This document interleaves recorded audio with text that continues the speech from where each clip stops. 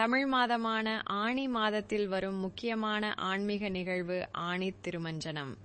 ஆணித் திருமஞ்சனம் என்பது சுவாமி நடராஜர் மற்றும் சபாபதி பைரவர் உள்ளிட்ட தெய்வங்களுக்கு விசேஷ அபிஷேகம் செய்யும் நாள். இது திருவாதிரை நட்சத்திரம் மற்றும் ஆனி மாதத்தில் நிகழும் பக்தி பூர்வமான நாள். சிவபெருமான் தனது ஆனந்த தாண்டவத்தை நிகழ்த்தும் நாளாகவும் கருதப்படுகிறது. ஆடல் அரசனான நடராஜ பெருமானுக்கு நடத்தப்படும் மிகவும் சிறப்பு வாய்ந்த உற்சவங்களில் ஆனி உத்திர திருமஞ்சனமும் ஒன்று. அதாவது நடராஜ பெருமானுக்கு வருடத்தில் 6 முறை மட்டுமே அபிஷேகம் நடத்தப்படும். சித்திரை ஓணம், ஆனி திருமஞ்சனம், ஆவணி சதுர்த்தசி, புரட்டாசி சதுர்த்தசி, மார்கழி ஆருத்ரா அபிஷேகம், மாசி சதுர்த்தசி ஆகிய 6 நாட்களில் மட்டுமே அபிஷேகம் நடத்தப்படும். இதில் ஆனி மாத வளர்பிறையில் வரும் உத்திர நட்சத்திரத்தில் நடத்தப்படும் அபிஷேகத்திற்கு ஆனி உத்திர திருமஞ்சனம் என்று பெயர்.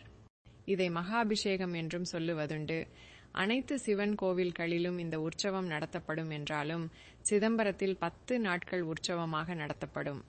மார்கழி மாதம் என்பது தேவர்களின் காலை பொழுதாகும். இந்த மாதத்தில் தேவர்களே சிவனுக்கு அபிஷேகம் பூஜைகள் செய்து வழிபடுவதாக நம்பிக்கை. அதனால் இதை ஆருத்ரா தரிசனம் என்கிறோம். அதேபோல் ஆனி மாதம் என்பது தேவர்களின் மாலை நேரமாகும். நாம் எப்படி காலை மாலை இருவேளையும் வீட்டில் விளக்கேற்றி வழிபடுகிறோமோ அதேபோல் தேவர்களும் தங்களின் காலை மாலை நேரங்களில் சிவனுக்கு அபிஷேகம் செய்து வழிபடுவதாக சொல்லப்படுகிறது.